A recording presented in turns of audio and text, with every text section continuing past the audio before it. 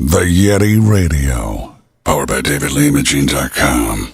David Lee Imaging in the Titletown Music Archive and the Live 365 app.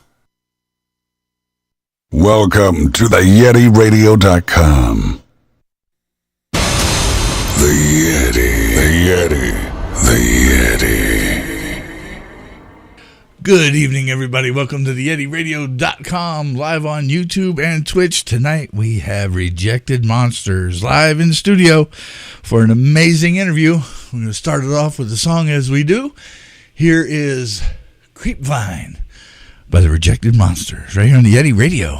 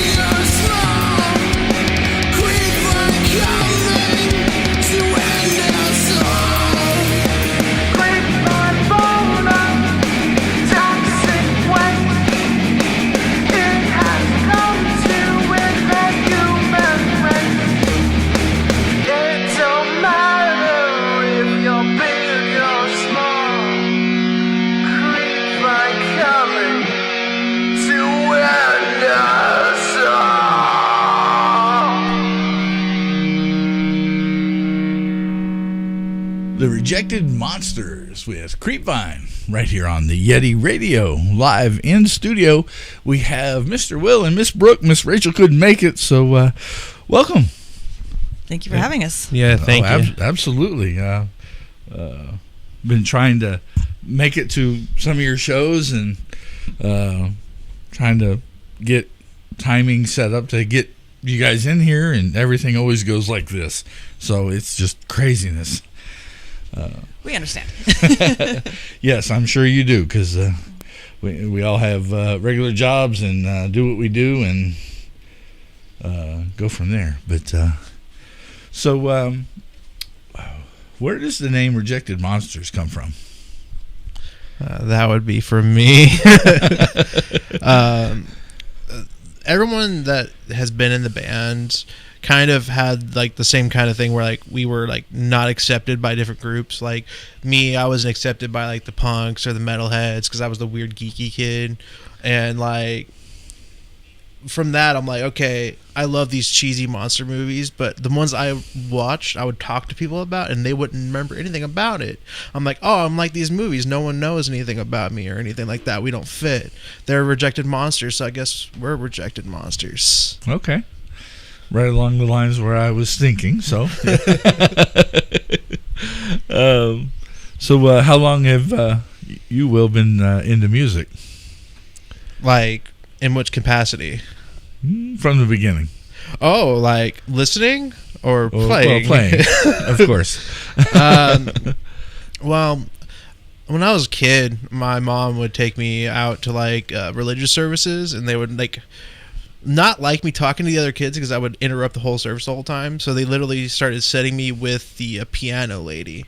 So she started teaching me bits of piano, and then from there, like I wanted to get a guitar, and then after years of playing piano and recorder and a little bit of French horn, I got bought a guitar and just kind of been in there ever since. Awesome, Miss Brooke. Well, this is my midlife crisis. I've always been a music fan from like the days where I would watch hours and hours of MTV to, discover music. But when I turned 40, I was like, I need a thing to do. I was dating a drummer at the time, not recommended. But so he was doing the rhythm. So I was like, well, hey, I'll do bass. I can do that. That's also rhythm. So I bought a bass and I bought an amp, and then I bought Rocksmith 2014 and taught myself lots of bad habits with that very bad habits with that game. But it's great because it's like Guitar Hero, except for you play on your actual bass and they teach you how to play actual songs, but they don't really teach you how to play them. They just teach you tabs, so it's just like however you can reach the thing. So I've had to unlearn some of my habits. But yeah, I was in Mary Tyler Moore Fiend with Will and Rachel. That was my first band. That sort of went on hiatus during COVID, and then it never really picked back up. And then Will and Rachel were putting together Rejected Monsters, and Will was like, hey, Brooke, we need a bass player. You want to play bass for us? And I'm like, heck yeah. So here I am. Awesome. Speaking of midlife crises. Right? See, you get it. Absolutely. My midlife crisis when I was 15. Just because you're the youngster in the room. I'm the youngster in the band. Oh, wow. Yes. Well, no, that's a good thing. Keep it young and energetic. He's the composer too, so. Right. Yeah. Awesome. Great job. Thank you. It's a pain in my butt. I'm sure, but you love it, of course, or you wouldn't be doing it. Yeah, I never stop, and I think it's like a partial curse. Like, our first album technically had 13 tracks on it. One of them was just like an intro thing, though. We have a new album we're working on, and we're trying to stick with like the 13 like songs just because of lucky number 13, curse number 13 kind of thing. But I have about like 23 other songs written. Awesome. So it's like, what songs do I teach, and which songs are we going to use? And I don't know still. Awesome. So what's been one of your biggest highlights so far? Playing in Rejected Monsters.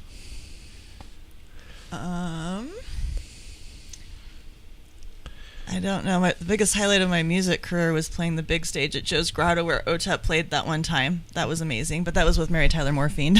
Okay. Well, that worked. Because it was still the same three, right? Me, her, Rachel. Yeah. Yeah. It was all of us. So yeah, it was with the old band, but that was a very big thing for me. That was also the same show that my amp got turned off by our other guitar player. Yeah.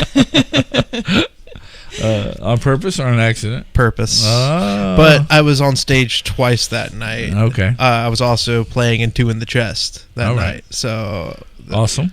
Yeah. He turned down my amp sometimes too. So.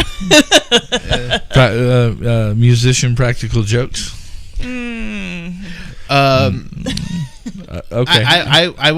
I won't spread names or rumors, but I will state my life within music has shown me that there's different personality types, and there's some that want to be the only thing seen and heard on the stage. Yes. There are those. Yeah.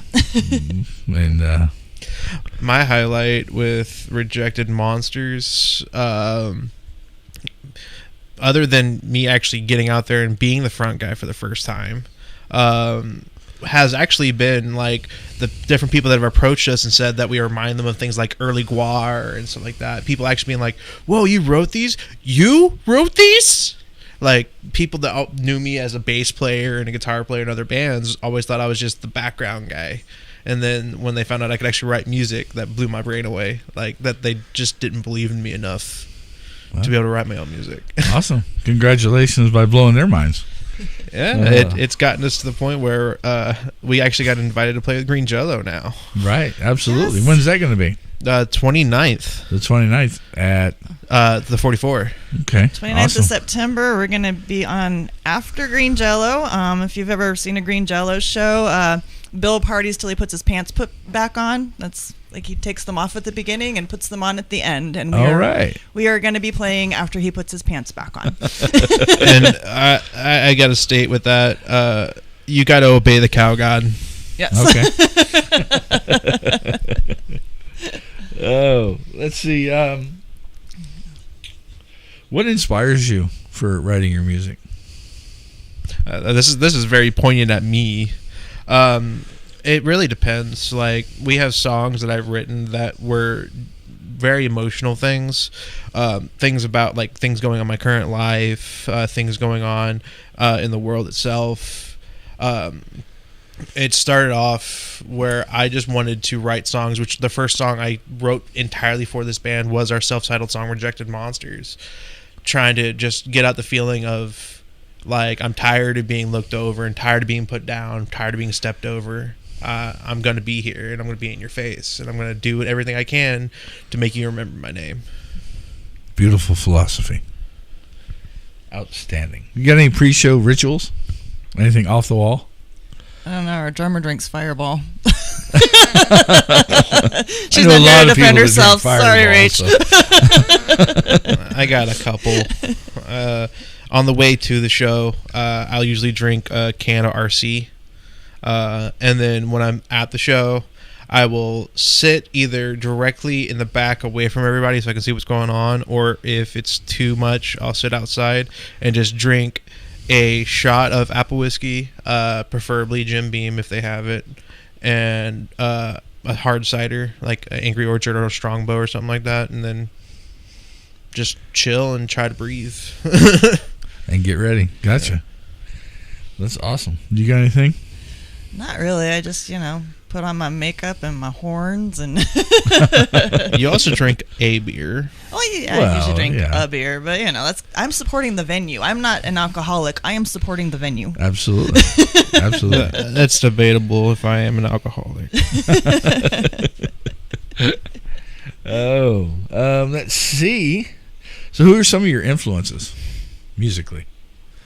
Well, I picked up bass kind of primarily because of Lemmy, so I saw him playing, live, and I was like, I can do that. Spoiler alert, I cannot do that. Just yeah, I guess I will play Ace of Spades someday, and it'll be okay. I can show you the way. But as far as like other music, I like everything from like hair metal. That's what I grew up on. Right. To like death metal and black metal. We both love OTEP. I don't know if like I'm marked for life with OTEP. She's great because she incorporates sort of like the speaking, almost rapping kind of thing with metal music, which is very unique and fun, and even I still like my synth pop. I mean, I'm a big Duran Duran fan from back in the days. There's nothing wrong with synth pop. Synth pop is amazing. No, absolutely. You could thank punk for synth pop. You want a Duran Duran story? Sure. I was a stagehand for a casino back home, and we were doing a Duran Duran show, and being the local hands, since it was our house, we get to work with the road crew, and I believe he was the road manager, and I don't know if he was put up to it or not, and but he came up to me and asked me if I knew where they could get some nose candy. And I'm like, oh yeah, no, not the guy. I said, the job I just quit, nope, sorry, can't tell you, don't know, but you might get with some of the other guys. And he asked me, I said I used to be a police officer. And he's like, oh shit. I was like, yeah, somebody set you up for failure, or you just didn't know, and that's okay, don't worry, I'm not anymore, you're not going to jail, And he brought me a ass ton of swag. Nice. It was a LP size, 12 and a quarter by 12 and a quarter pictures from all the way back in the 80s all the way up to almost that day, and it was just amazing. And unfortunately, thanks to my ex-wife, I don't have any more of that. So, but that's I can relate. I can relate to that on many levels. Right. So you're like me. We're widowers. They're not dead. They're just dead to us. Well, one of them. My ex-wife randomly messages me randomly, just out of nowhere. Just messages me, and I'm like, okay. Alrighty then. Yeah, craziness. And then you asked about influences. Yes. Back to you for influences. Sorry. I was almost rejected by the Yeti. No, never. He was champing at the bit to do this part. So yes. Well, my influences very much do range very oddly. The first influence for music for me was actually Green Jello, to be ironic. Followed by Michael Jackson, and then it went into really just weird directions. Like we're looking at like Dope, Flock of Seagulls, Billy Idol, and then you have even going further into like the heavier aspects. You have like Mushroom Head, Dope, Machine Head's early stuff, right? Ministry, Three Teeth. And then when you start going more into the punk, you start getting stuff like Ostraten, and then you get like Bishop's Green, Emergency, the Plasmatics. It's kind of gone all over the place. But what kind of cemented me into the sound of not wanting to be punk or metal, but just kind of do what I wanted to do.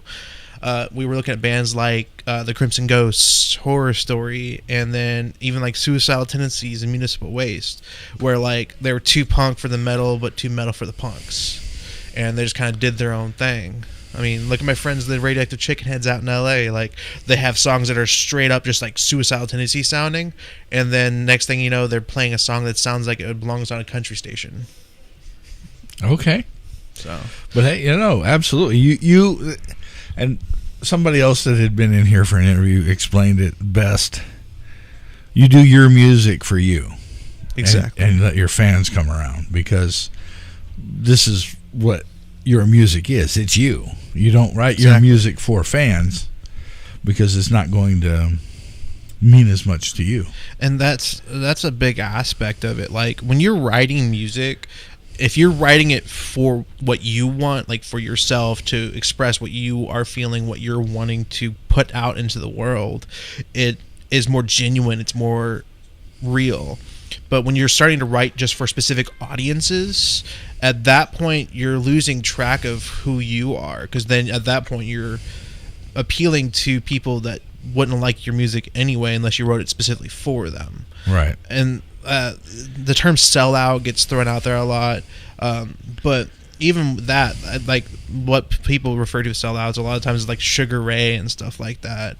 Even they were like, we just wanted to change what we sounded like and try to get more people, and that was their goal. So that's not selling out to me. That's them just playing what people like, and they themselves enjoyed playing.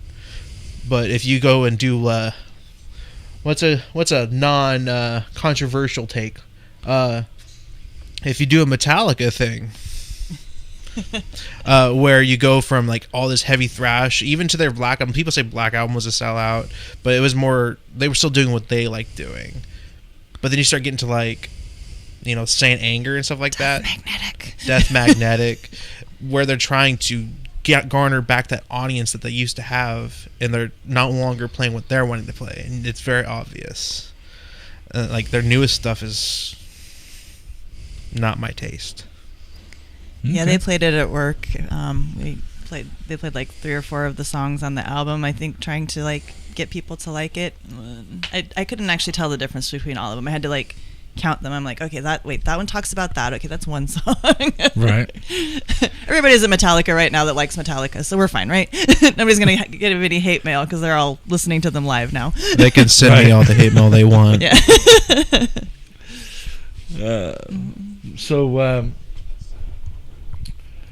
Let's see.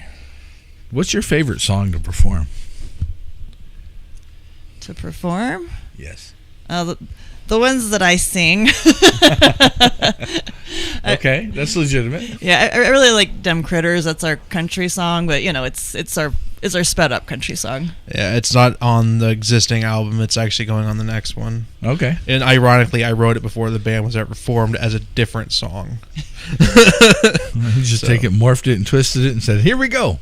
Pretty much. Yeah. Because I liked the riff too much to give it up, Right. and I'm like, I could never figure out lyrics for it originally, so I'm like, meh. And then finally, with Rejected Monsters starting and everything, I'm like, oh, I have a theming that I can go for. Okay, what do I want to put in this? What movie would fit the theme for this song and the message that I want the song to give? And I'm like, Critters. All right. Okay. Let's write lyrics for this. So there it was. I like the backside on that.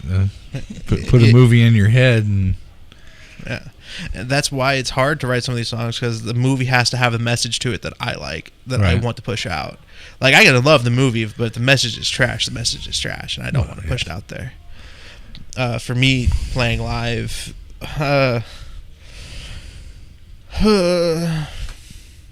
Not Creepvine. I enjoy playing Creepvine, and I enjoy singing Creepvine. Not at the same time.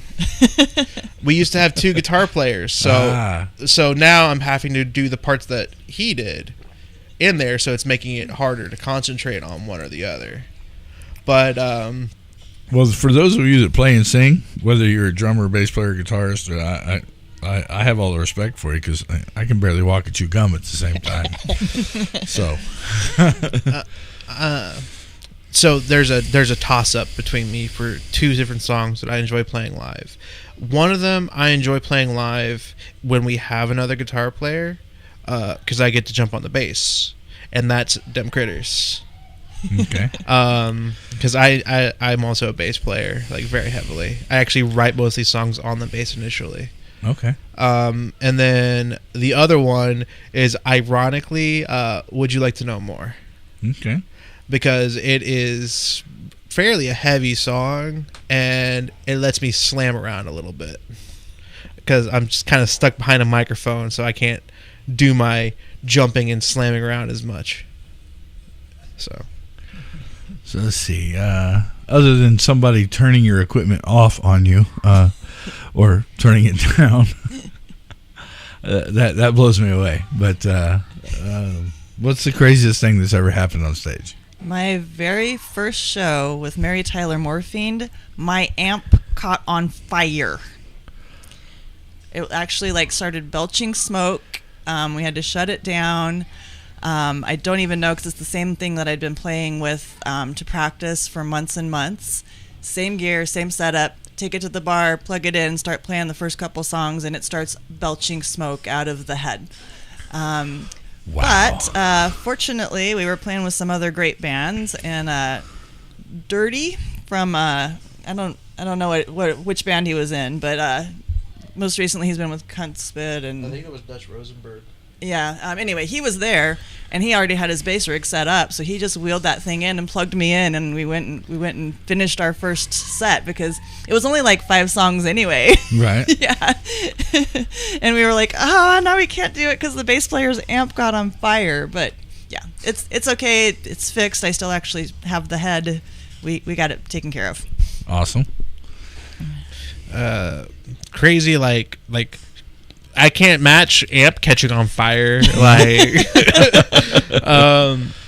it would either be the time that the show that I was playing, they just kept feeding us shots. Like, before our first song even started, there was 12 shots for us. And by the end of that 4-hour set, I was not standing up. But apparently I didn't miss a single note.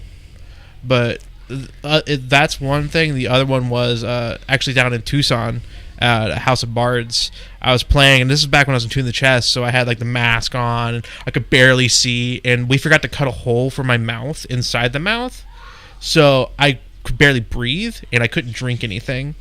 So I started getting like over like dehydrated, and I ended up smashing my head into the post on the stage, and almost fell off the side of the stage mid song. Wow. Yeah. Ouch. Yeah. I think that would be the craziest, unless you count that time where we blew the power down in Molly's Donuts. Oh, Irene's Holy Donuts. Irene's Holy Donuts. And we blew the Tucson. power like during sound check. Yeah. Oops. The show must go on, though. We did do that one, but there was another one in Tucson where it was outdoors, and all of the bugs were attracted to our black lights. And I'm standing there with like these bugs crawling all over me, and some of them were biting me while I was performing because we have black lights on because we glow in black light, right? Right. Do not put black lights outside and stand in front of them because the bugs will find you. I kept breathing in bugs while trying to sing. Yeah. That was I had welts. I don't even know what was biting me, but something was biting me, and they were just everywhere. But it kind of worked out since we're like horror punk, that we had all these like bugs everywhere. just like our very first show. Yeah. Oh yeah, that was out at the outdoor venue. We had a lot of bugs then too, didn't we? Yeah, and there was a dust storm, so while we were playing, there was like lightning flashing behind us, which was great too for horror punk. So that was out at Ground Zero, the DIY we had punk like, venue. We had like 3 or 4 songs, and that's all we had. Awesome. But they were nice enough to put us on. The Phoenix Pirate Punks are awesome. So cool, awesome. I'll keep my eye out for them as well. I keep learning more and more and more every day. I come in here and I go to do stuff, and I get squirreled because something else pops up, and I'm like, oh, another one. Oh, another one. Oh. The Pirate Punks are great people. They actually have an actual like building now right over by Rips. Okay. It's Ground Zero Studios or whatever. They hold little tiny shows there. Like I think it holds like 12 people. But there's windows, so you can put your face on the glass and watch. Okay. Good, if you don't fit inside, you can watch from outside. Right. So when after we got in touch with one another and we started setting all this up, you released our intermission song, God of Zilla, and I got to premiere that on New Music Monday. Yeah.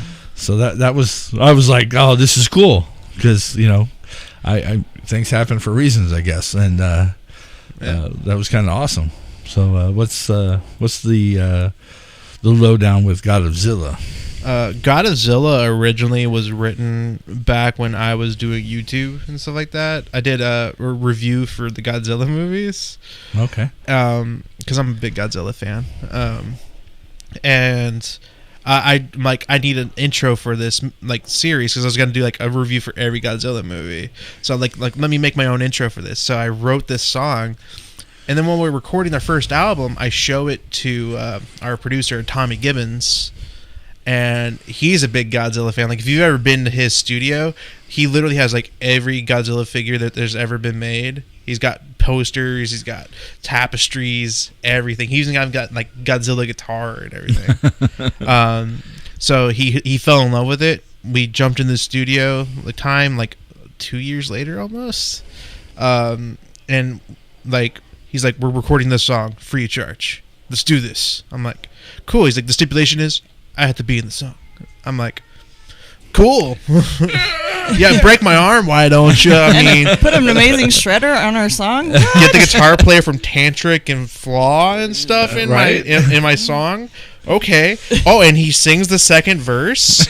Okay, yeah, let's do this. Absolutely. And so we did it. So the song itself had turned into like a love letter for Godzilla himself. Right. Like mine is like, my verse is pretty much all about like the things about Godzilla. And then Tommy, who wrote his verse, turned it into like, he was not just a fan, he wants to be the Godzilla himself. He wants to be the king of the monsters. So he took that direction, and I think creates a beautiful contrast between mine and his. And in the middle of the song, we actually did, instead of having like a verse, chorus, lead, then chorus, then out kind of thing, it was intro, verse, chorus, breakdown, solo, verse, chorus, done. Because it created a good center divide there. Right. Absolutely. I've been trying to get us to play it live. So in the studio, none of the other musicians could really make it. So Oops, sorry. I recorded the guitar, like the rhythm guitar and like stuff like that with it, and my voice. And then Tommy did guitar in his voice, and then he also like mixed around the drums. Okay. And so we've been trying to get the whole band back up to speed with it, so we can actually start playing it out live more. Okay. The drum tracks are a little more complicated than we're used to. Because Tommy mixed them, and it wasn't a live drummer, so yeah. But it's one of those things where I'm going to get our drummer to learn how to play this song, or I'm going to die trying. Right. Because to me, this song is most definitively one of our most just purely metal and fun songs. Like there's no underlying like fly. It's a moth. it's the a Mothman. moth. It's okay. He's landed on me. He's fine. Mothman cometh. Come here, man. Come here, Moth. It's Mothra. You're talking about Godzilla. It's Mothra's fan. That's Mothman. Yeah. Okay. Mothman prophecies. But either way, it's the most fun. Like, it's got no political message underneath it. It's got no personal message underneath it. It's literally just a love letter to Godzilla. Okay. And I think I did a pretty good job like writing that. I think because she's got the tabs for it now, and we actually recorded part of a video for it. Okay. I'm still finishing editing that. All right. All these months later. Well, I was looking forward to hearing it when I saw you guys over at Time Out, and it didn't come up, and I was like, So now we know why. We can't play that live yet. Still working on it. That's cool. Right? Songs come the way they come, and you guys work on it, and we'll just have to wait for it live. And well, that's the big thing. Even with our first album, when we went to the studio and recorded it, some of the songs we recorded, like, I was the only person that knew how to play them. Right. So, like, some of the songs, like Would You Like to Know More, even, when we went to the studio, our lead guitar player at the time did not know the song at all. Okay. She barely knew the song. Yeah, your bass player barely knew it, but our drummer barely knew the song. So it took us like 4-5 months after we recorded it to actually play it live. Yeah. So. And Tommy did a lot of editing on my part. He made me sound good, but yeah. Well, you still sound good. You know how to play it. I do. I know how to play it now. Would have been nice if I would have known that in the studio, but it's all right. Right. Tommy fixed it. Yeah. Tommy is amazing. Yeah. KMS Studios. Everything he helps out. Yeah. And I got to have him in here. Yeah. And it was one of my more personal nerve-wracking interviews because of his experience and bands he's played with, and but I wanted it to be all Tommy and not about the past, and because he's doing what he's doing. So that's kind of, I guess, why we didn't really touch on any of that. And I was just floored that he was here. So it was totally awesome. But I understand. oh yeah, amazing. So next up here for the intermission song with Rejected Monsters, here's God of Zilla, right here on the Yeti Radio.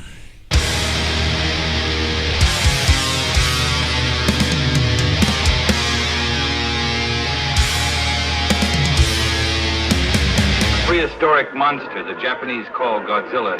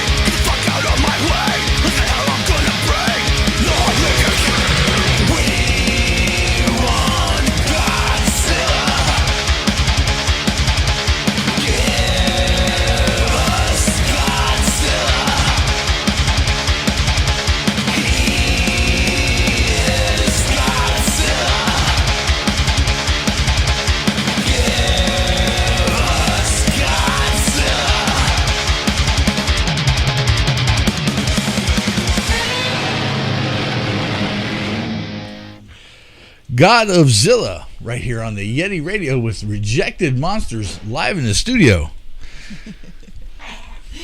And I almost screwed that one up. Nice catch. Thank you. I know my songs. Yeah. No, I definitely. That's I guess one of my shticks is there's always something, and I'm like, it's live. There's nothing that can be done about it. Yep. I understand. We're musicians. Yeah, no. If anybody understands, it's bands and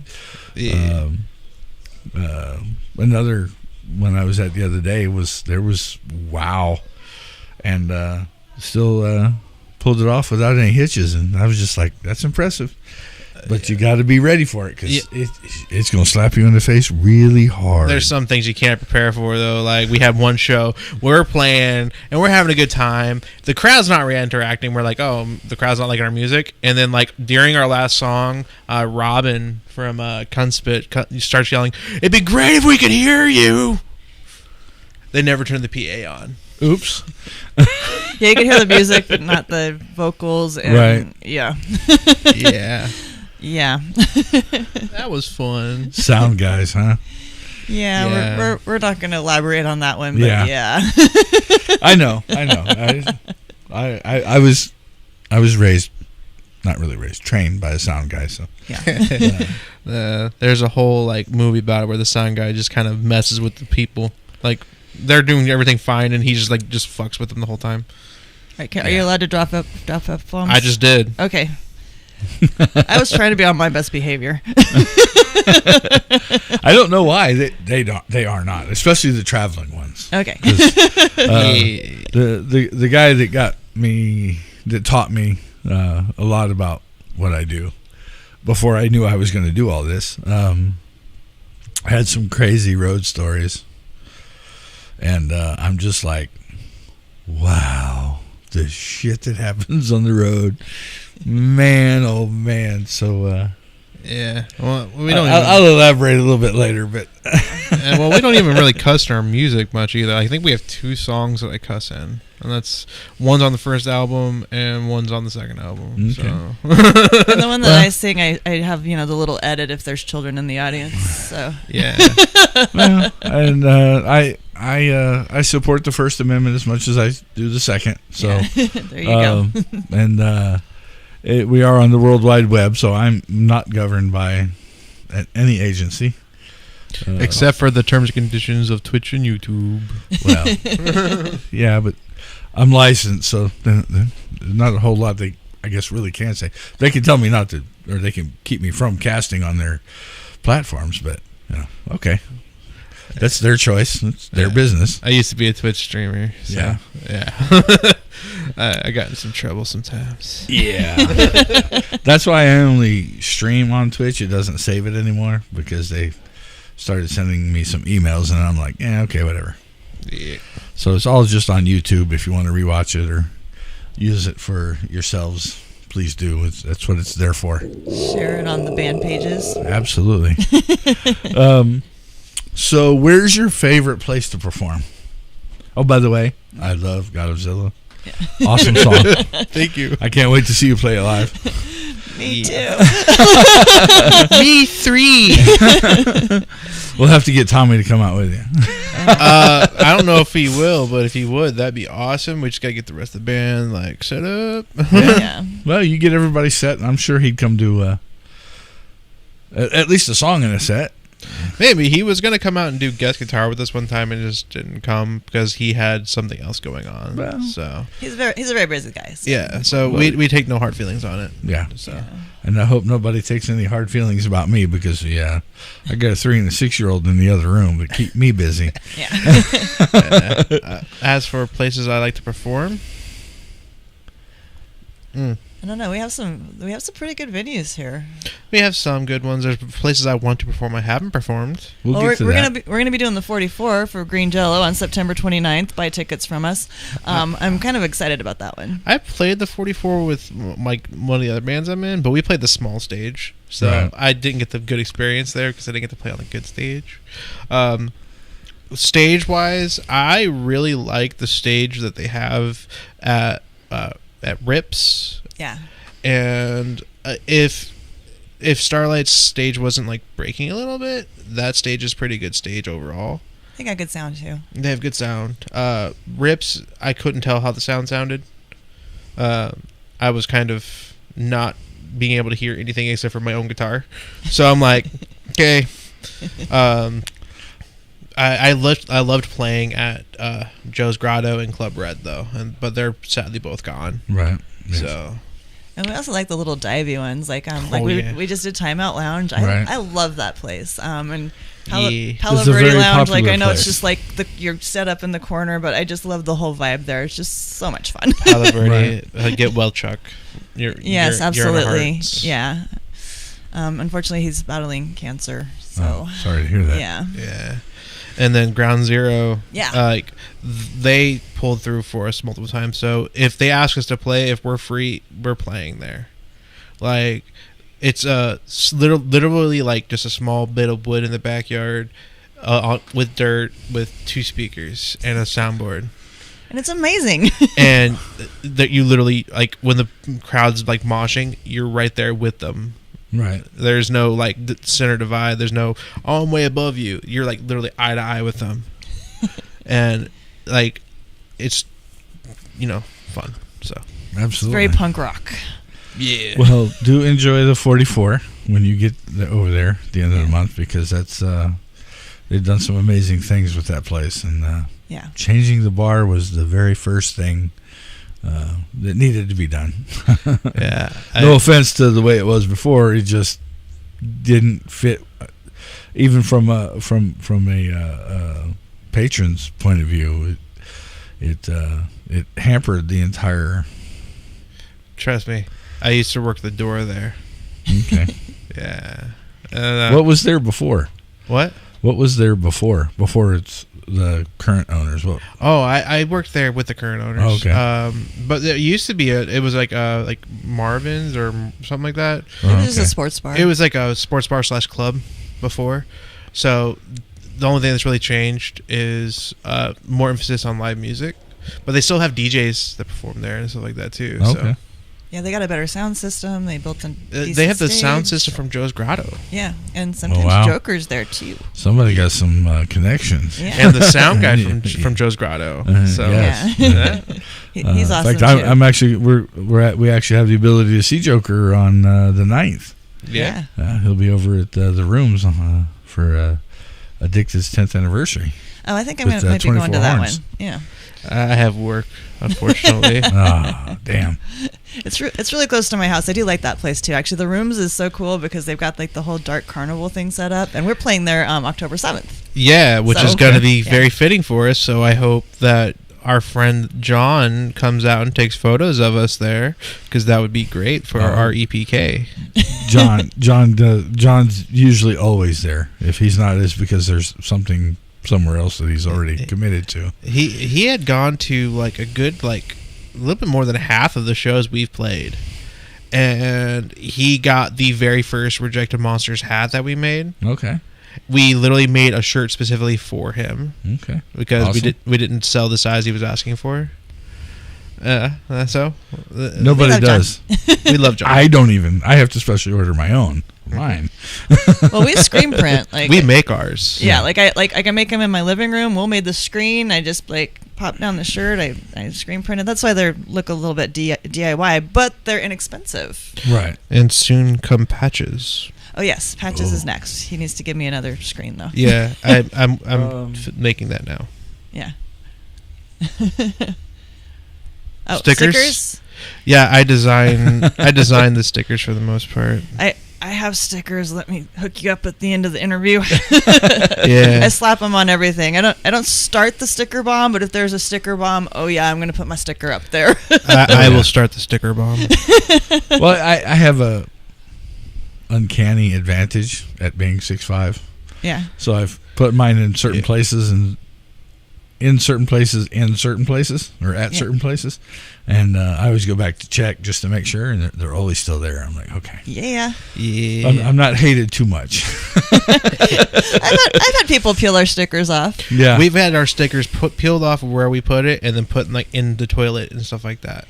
It's We know who that was though. It's okay. No names. We're writing a song called Gutter Slam Buddies about it though. Ooh, Gutter Slam Buddies. I already have Damn. it written. Oh, okay. We just have to learn it. Nothing like anal in the ditch, huh? Yeah. Yeah, it's all good. I mean, but like all of our songs, it's based on a terrible horror movie. So yeah, called the Slime People. yeah. Great movie. So let's say I won one of those obnoxious lotteries, and I decided I was going to put 4 bands together and take them wherever they wanted to play. And I said, where in the world would you want to go play? Probably like Germany, Japan. I don't know. Yes. Wherever they'll have us. We were talking about New Zealand that one day. Yeah, we have a friends band out in New Zealand, and if you know anything about New Zealand, importing and exporting stuff is extremely expensive. Mm-hmm. So they've never left New Zealand. Yes. And they were labeled like number 3 or number 4 most listened to New Zealand bands. Okay. So, like, they've been wanting to get out of there. They just can't afford it, and they want us to go there, and we can't afford it. Right. So I have a pair of sweatpants that I ordered from Australia, and yeah, it was almost as much to ship them here as it was to So buy purchase them. Yes. get this. My ex-wife's family has family in Australia.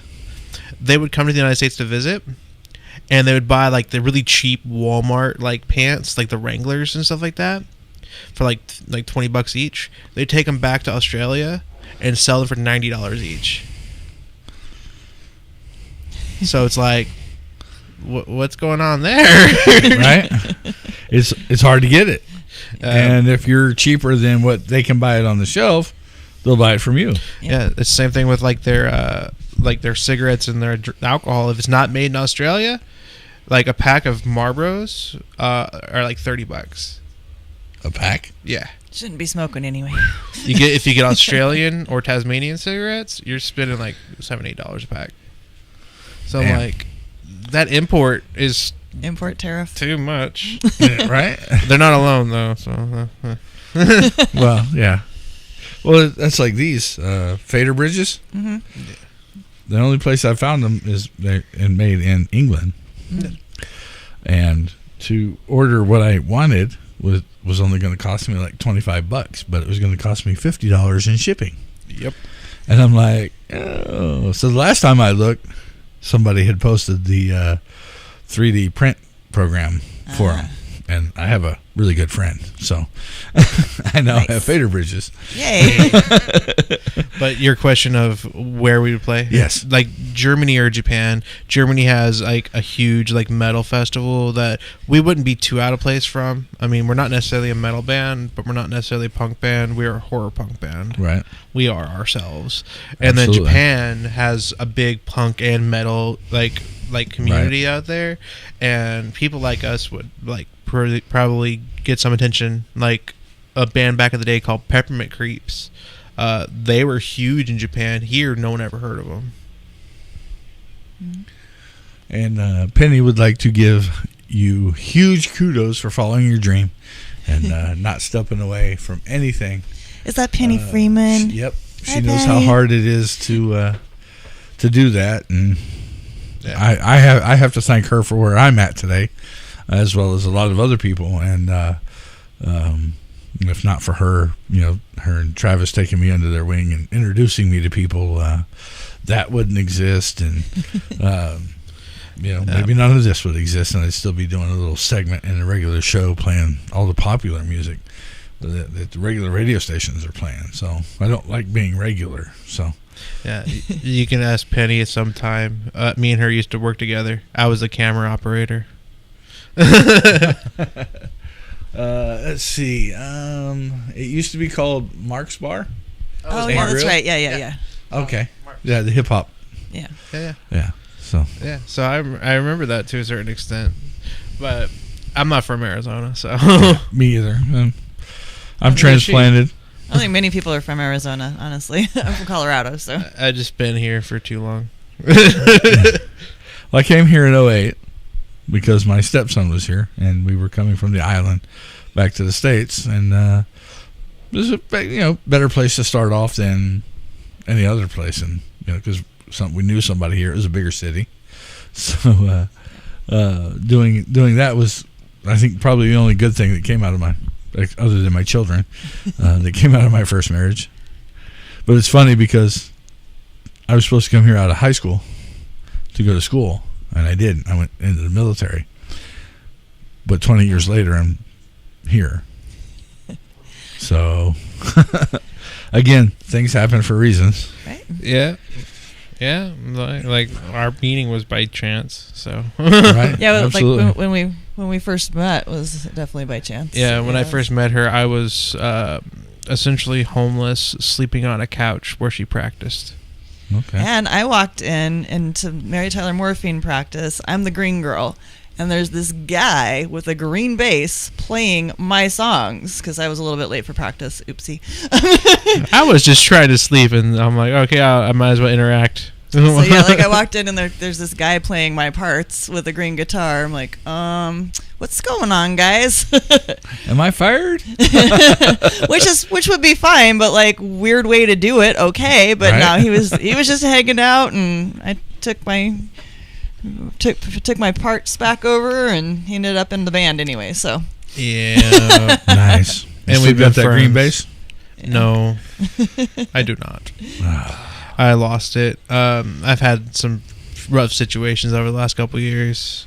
So I actually lost a lot of my instruments. I'm down to a green guitar, my Walking Dead guitar, 1974 like SG style bass, and my very first bass. And then she has my very first guitar, which is an acoustic guitar in her practice space. Okay. Yep. And then I have my amps, and that's pretty much it. Everything else is gone. Wow. Yeah. It's whatever. It's your dream. You got to fight for it, and sometimes the battles are pretty tough. I could say I've honestly lost 2 jobs and been homeless because of music, and I'm still going. Like I've struggled. I still struggle, but I will gladly pour any time I can into my art. And I help. I force you to help. I'm like, come on, we're going to play some music today. And you're like, I just want to drink my pumpkin porter. I'm like, we're playing some music today. Right? So, what or who, if you could, anybody, past, present, if you could collaborate with anybody? OTEP. We actually were talking to Bill from Green Jello about going out and doing his podcast, so that would be at some perfect. point. But yeah, that was back when we were a 4-piece. Yeah, so that's been a long time. Yeah. We'll talk to him maybe at the show. We'll figure it out. But collaborating, like working on a song or just a project? Working on music, working on a project, anything. Ooh.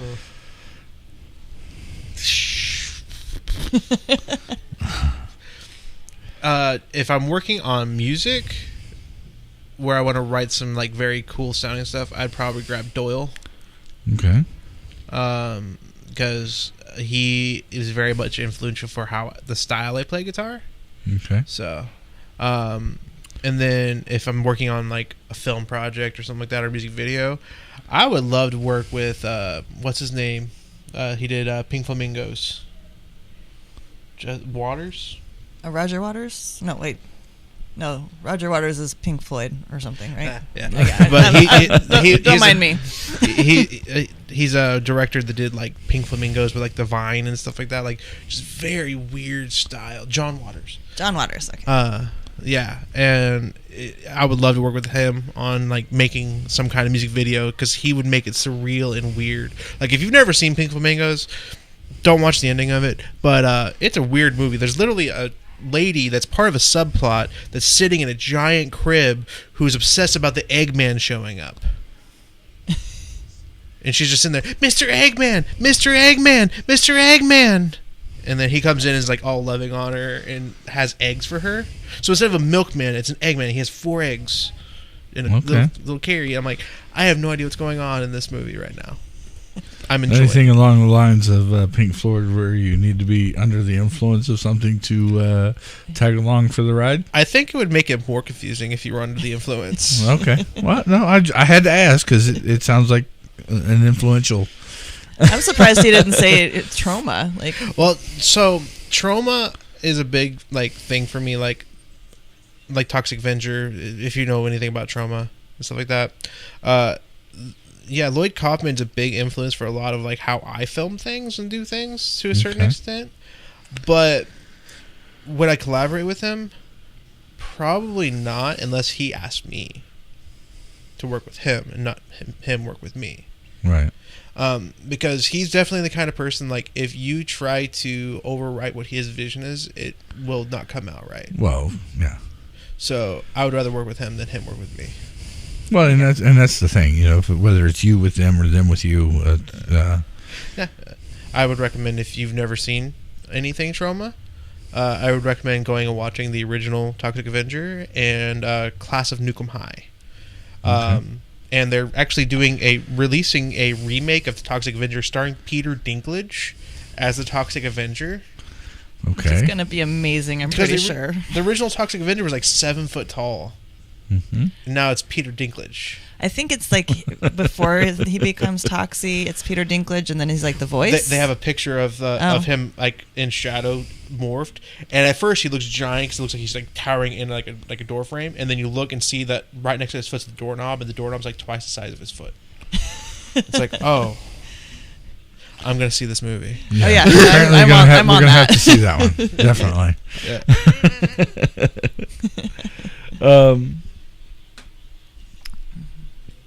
For you, since you're in the same age genre, the differences over the last 30, 40, 50 years in music, as far as, because back when we were younger, what it took to become famous or to make it, as opposed to today. Where do you stand on? Are you online with today and it's okay, or would you prefer it be? Well, today you can make your own music. Like you don't have to have a record company behind you. You can go viral on TikTok, Right, and get some great feedback. And I think there's a lot more freedom now because you don't have to please the record company. It's also like you don't really make money on music anymore. You used to sell your albums and that would give you money. Now you got to sell your merch. Your album is basically a advertisement for your merch because we've made a big $1.42 in streaming or something, which is a lot of streams because they don't pay you crap for streaming. right, absolutely. Like we appreciate all of the streams. We're at $8 now. Oh, we're at $8. Okay. Heck yeah, we can't even cash out till it hits 25. But $8 is actually a lot of streams. But if I sell a T-shirt, we get $10. So, but yeah, the internet has made everything just where you can just do your own thing and you can find your own niche and you can just blow up overnight. Even though I'm not as old as you guys, I'm sorry. No. The punk scene's been doing like DIY stuff, where they record it themselves in their like kitchen and stuff like that since like the 70s. Well, yeah, it's been the underground's always been the underground, but now underground is more main than it ever has been because of technology and the internet. But he's The back. Mothman's back. Listen, dude, you're interrupting. Well, even with that, like I think what we're going through right now with music needs to be fixed. Like, I like the idea of being able to upload our music to like different things like we've done. I like that we can do that, not have to have that record backing. But recording the music is like not easy and not cheap. Like, if you're not skilled at doing it, you have to hire someone to do it, Right. and that's not cheap. We're not getting paid like anything for the streams. Like, if this was 15 years ago and our music was being played on KPD or something like that, every time they played our song, they would give us royalty money. Right. Like, and it would be like, you have to get $25 and then cash out. We're gonna pay you 0.08 cents per stream. There's more zeros in it. But like, they would be like, we streamed it one time. Here's some money.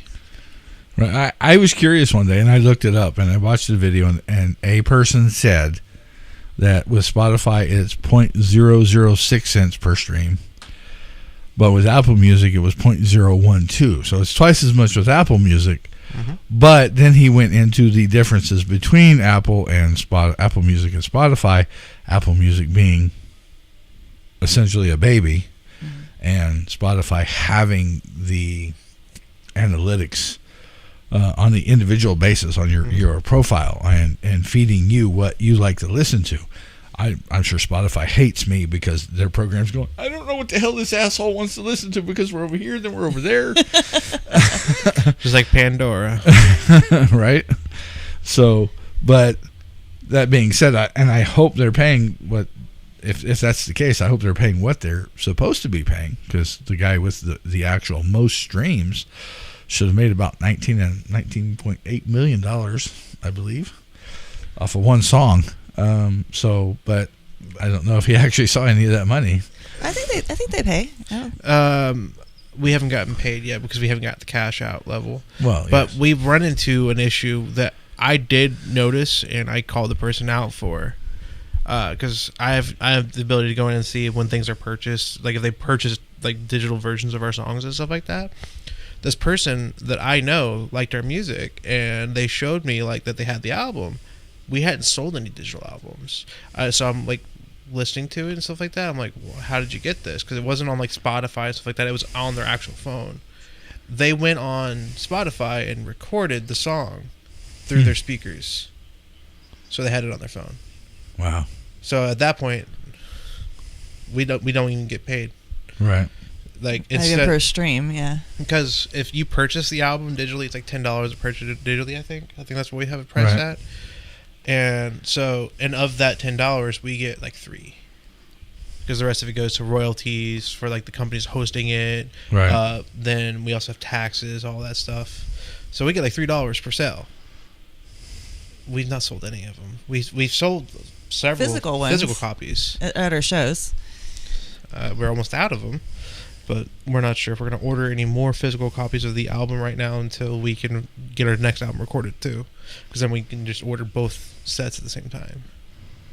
And we were also going to be doing vinyls for the original album, but unless the want is there for it, it's too expensive for us to undergo ourselves. Yeah, it's Right. cost prohibitive. Absolutely. And that's why I'm like, the old ways, like the record companies would just do all this for you. Right. But at the same time, talk to any musician from back in the day, those record companies would just rape you with those contracts. Right. So you would get no money really anyway. Well, and I've told this story before, back in the mid to late 60s when the record labels went to Washington and lobbied without anybody knowing that they were doing that. Nobody stood up for radio or the musicians. You know, because for radio stations, it would be advertising. But the record labels went uncontested and won and just screwed everybody. So I'm waiting for the day that gets flipped, because I think it may eventually happen one day, but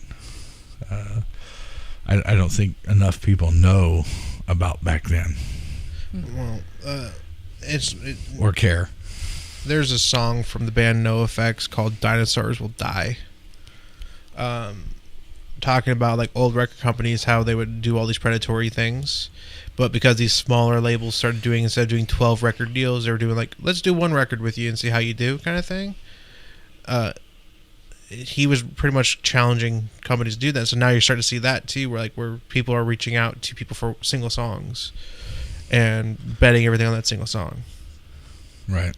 And radio stations, if you listen to KAPD, I'm assuming, they've been playing the same music for years. Like, you barely hear anything new outside of Play-Doh or Go Punk Yourself. Right. Pretty much everything else is like 90s. And I'll have to correct my head nod. I used to listen to KPD. Now I listen to Yeti Radio. Well, that's the thing. Like, you know, and it's awesome. Everything needs to update. Like, we need to have, if we're going to keep radio stations going, if they're going to keep getting listeners, they're going to have to start reaching out to new acts. Just like record companies have to try to do those like chance things. Don't sign 12 bands that sound exactly the same.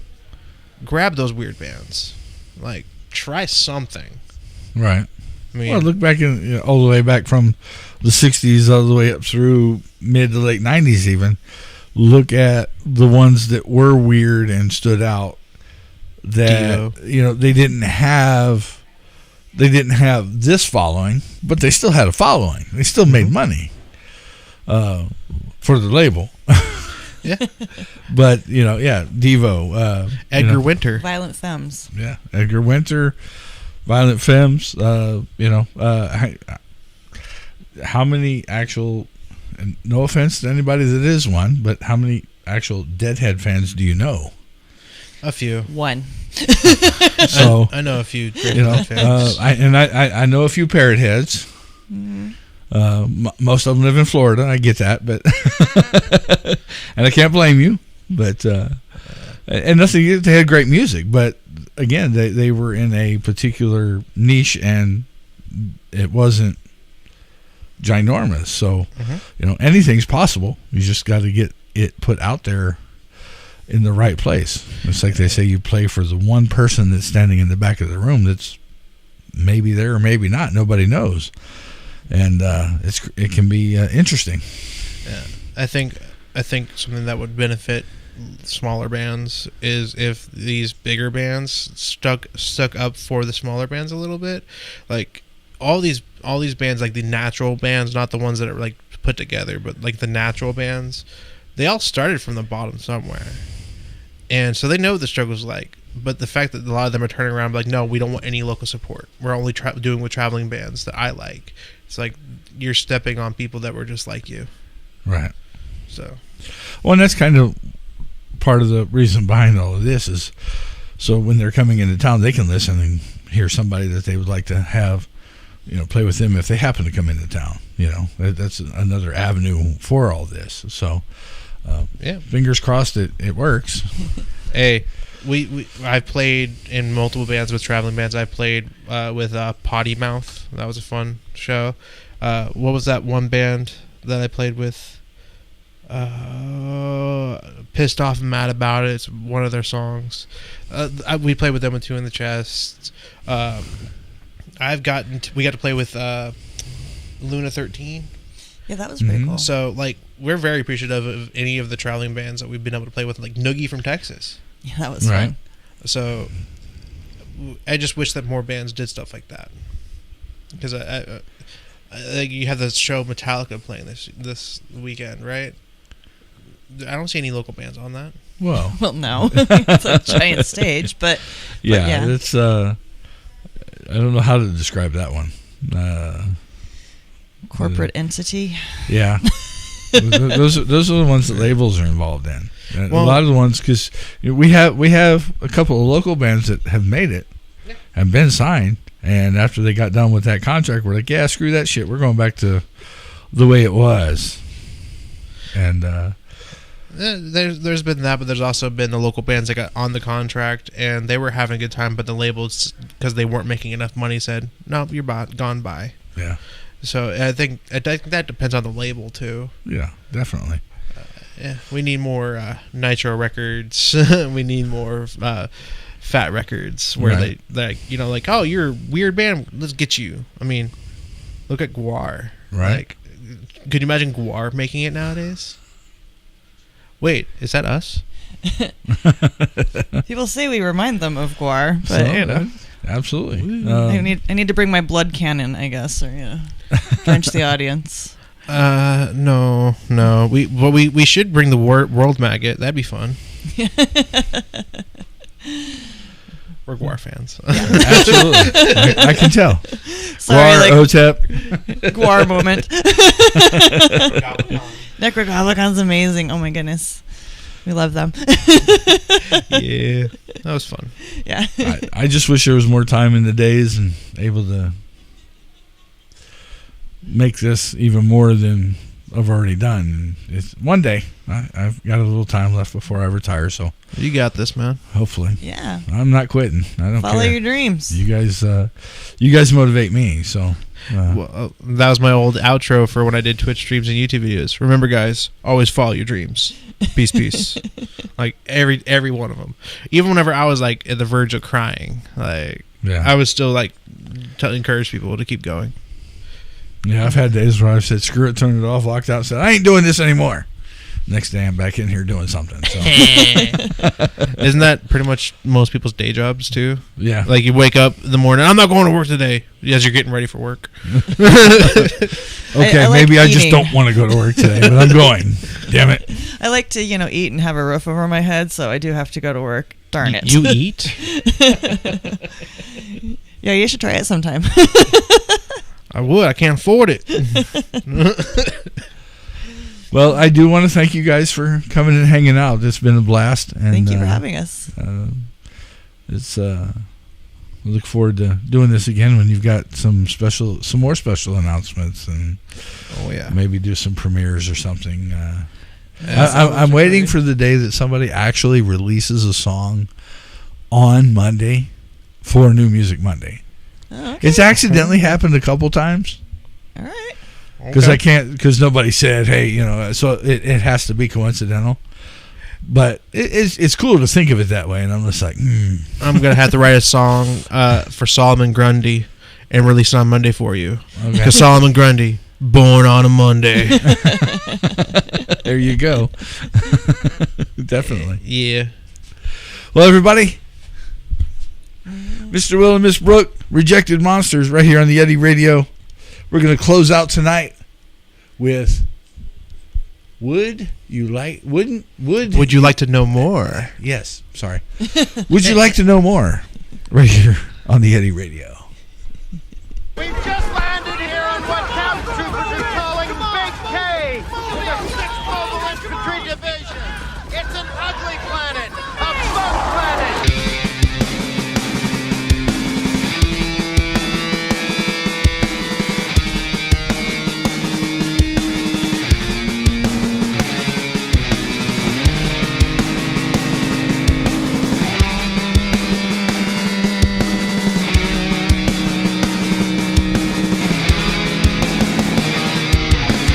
Would you like to know more?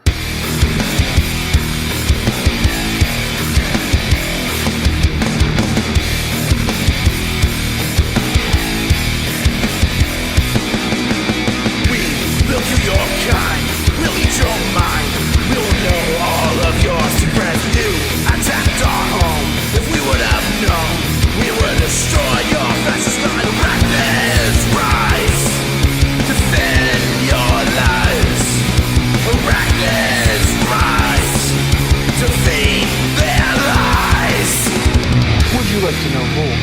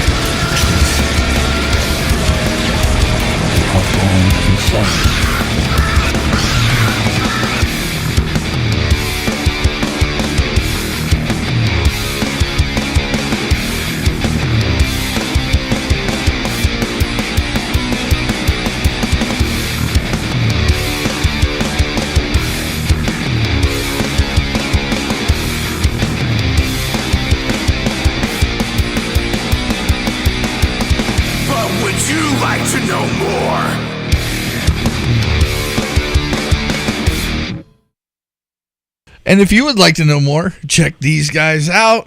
Rejected Monsters. Catch them live. They put on a great live show. And check them out wherever they're playing. September 29th over at the 44th in Peoria. Check it out. They're going to be over there with Green Jello. So go check those guys out. And anywhere else, check them out on social media, Facebook, Instagram. All of them. Okay, all the streaming platforms. Rejected Monsters everywhere. We're all rejected. Yep. Just to what degree? Thank you for joining the Yeti Radio tonight. And it was a pleasure having Rejected Monsters in the studio. Take care. Have a good one. And we'll see you on New Music Monday this week, 8:30 p.m. right here on TheYetiRadio.com. Can you dig it? The Yeti. Can you dig it? Yeti. Can you dig it? The Yeti. Hi, I'm Gemma. You're listening to the Yeti Radio. This This radio person is the whole problem. The Yeti. Inside!